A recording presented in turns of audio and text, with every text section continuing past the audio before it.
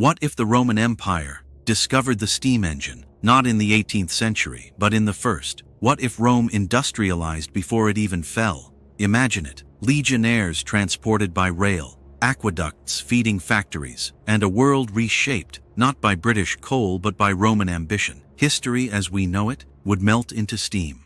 In 62 AD, the Greek engineer Hero of Alexandria built something extraordinary. It was a hollow metal sphere mounted on pivots. Two bent pipes jutted from its sides.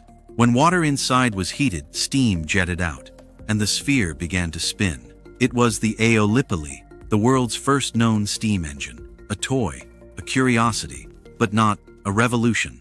But what if that had changed?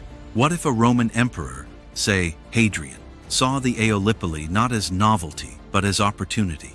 What if Rome, pressed by rebellion and plague, turned to machines to replace its fragile workforce? What if the Industrial Revolution began 15 centuries early? Let's set the clock to 130 AD. Hadrian rules a restless empire. Instead of building another wall in Britain, he funds an engineering initiative in Alexandria. With Hero's designs as inspiration, Roman inventors build turbines, piston pumps, and rotary motion gears. They start modestly, automating water mills, powering bellows in metal forges, and pumping water through aqueducts. But then it accelerates. Roman roads, already the best in the world, now carry coal and iron ore from newly expanded mines in Gaul and Dacia. A new class emerges: imperial technocrats, engineers backed by state funding, trained in state-sponsored schools. Rome becomes the Silicon Valley of steam, and by 160 AD, the first steam-powered carts appear, primitive locomotives pulling cargo through provincial depots. By 200 AD, industrial centers develop near the Rhine and in North Africa, powered by centralized steam engines. Rome is no longer a republic, nor a traditional empire.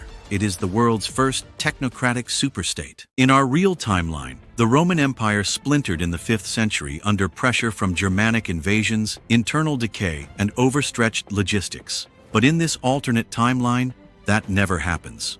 Why? Because with rail transport, Rome can now move legions 10 times faster. Because with steamships, it dominates the Mediterranean with speed and surprise. Because with mechanized agriculture, it feeds its cities without importing grain from Egypt. The empire doesn't just endure, it expands. By 400 AD, it reconquers Britannia, pushes east into Persia, and begins exploratory expeditions down the African coast. Instead of falling, Rome industrializes its neighbors, not through conquest, but through trade and technology.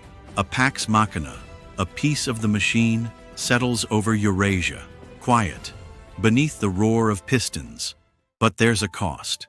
The Roman elite, now addicted to mechanized output, exploit natural resources at unprecedented rates. Forests vanish from Gaul and Iberia. Coal smoke blankets cities like Massilia and Carthage. By 600 AD, Rome faces its first climate crisis. The Tiber floods unpredictably. Crops fail in Egypt. Malaria spreads in the wetlands of northern Italy. And yet, the empire survives because it does something no other pre-modern state ever managed. It invests in science. Roman academies begin tracking weather patterns. Engineers improve turbine efficiency. A primitive form of climate modeling emerges, 13 centuries before the Enlightenment, and all of it under the banner of imperial control. There's no Enlightenment, no Protestant Reformation, no printing press. Knowledge, while advanced, remains centralized. The Senate is now largely symbolic.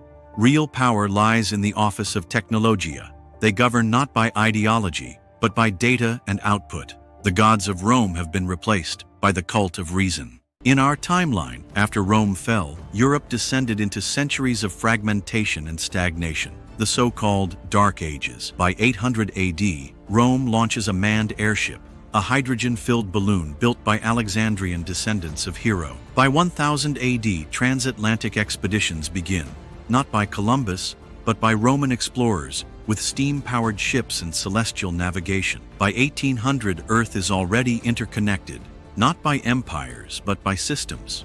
Railways stretch from Hispania to Hindustan.